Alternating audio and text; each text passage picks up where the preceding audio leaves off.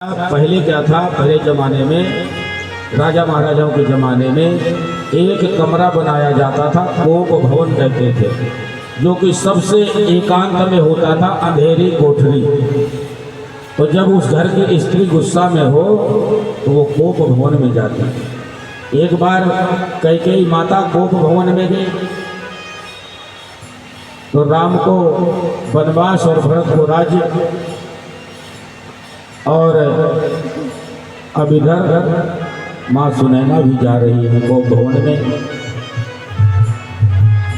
अब हार गहने और सौंदर्य के साधन उतार करके पृथ्वी पर लेट गई। जब गुस्सा होती थी तो सारा जेवर उतार के फेंकती और जमीन में अंधेरी कोठरी में लेट जाती थी। तो नारद जी कहने लगे कि हे देव, पर्वत राज के घर से जाने के बाद शंकर जी ने क्या लीला किया, ये बताने की कृपा करें।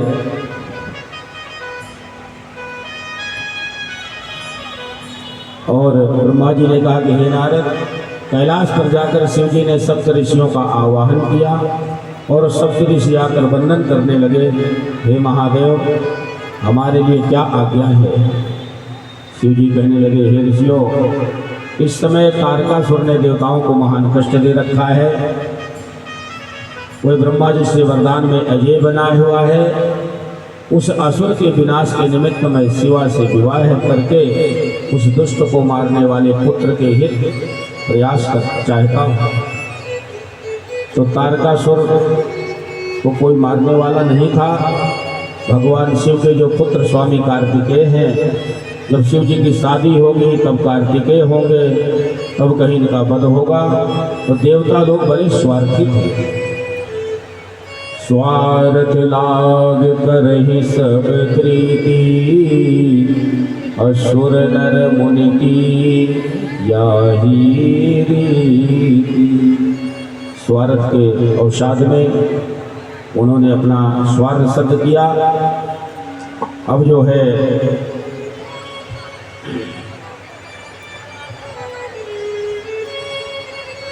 सभी देवता लोग, ब्रह्मा जी, नारायण, विष्णु जाकर के समझाया, उन्हें मनाया मैना को। तब उनके जाकर के समझ में आया, तब वो तैयार हुई।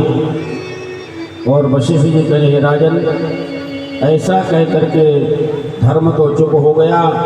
पद्मा धर्म की परिक्रमा करके अपने पति के पास में गई और वशिष्ठ जी ने कहा, गिरिराज, आप शिवा को शिव जी के हितार्थ दे करके आपने इस नश्वर शरीर को जो एक दिन मिटना है वो सार्थक कर लो। भगवान शिव के प्रसाद से आप संसार सागर से पार हो जाएंगे।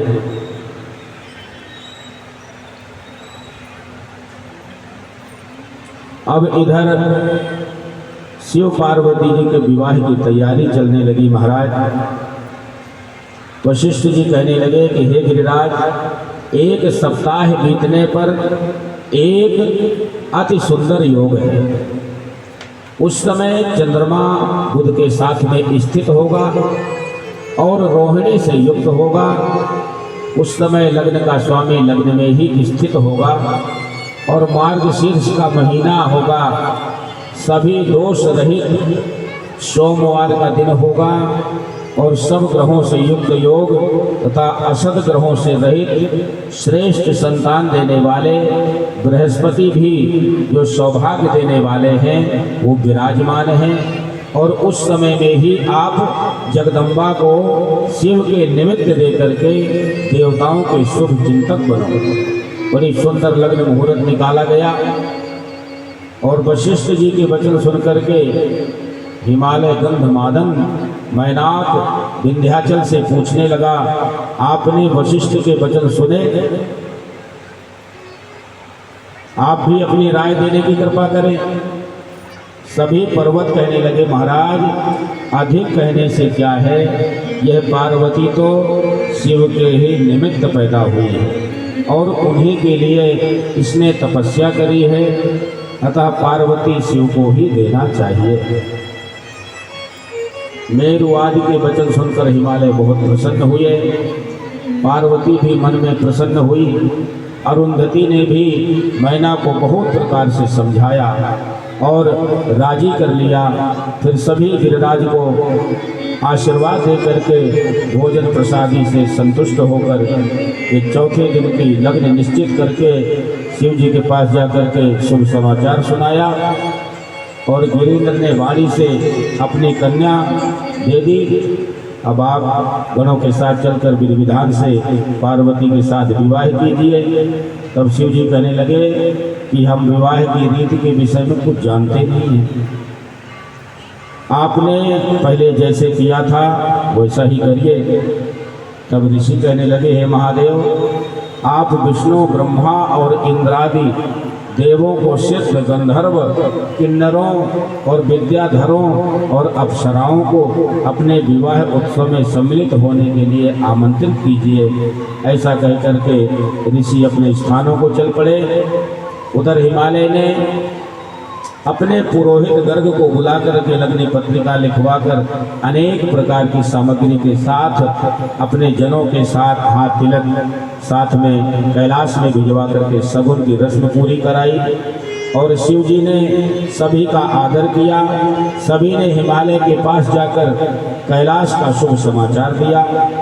और गिरिराज ने विवाह महोत्सव के प्रयोजन में होने वाली सभी आवश्यक वस्तुएं, चावल, गुड़, शर्करा, लवण, दूध, दही और पिसे हुए धान्य, मक्खन, आशव, इक्षुरस, अनेक पकवान, नाना प्रकार के व्यंजन, अनेक प्रकार के वस्त्र आभूषण, स्वर्ण चांदी के अनेक प्रकार के आभूषण और सभी आवश्यक वस्तुएं एकत्र कर ली। महाराज, मंगलदायक दिन से गिरिराज भवन में मंगलाचरण प्रारंभ हो गया।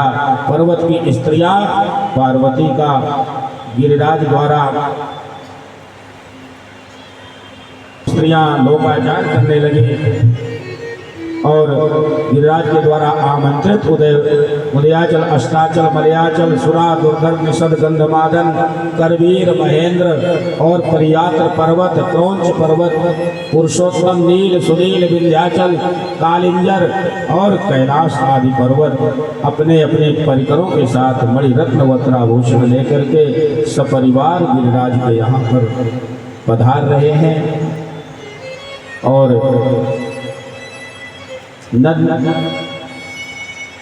सोनभद्राधिक नद भी आए और अनेक अलंकारों से युक्त होकर के गंगा, गोदावरी, नर्मदा, महानर्मदा, सरिद्वरा आदि नदियां भी हिमालय के घर में आकर के यथास्थान पर ठहर गई।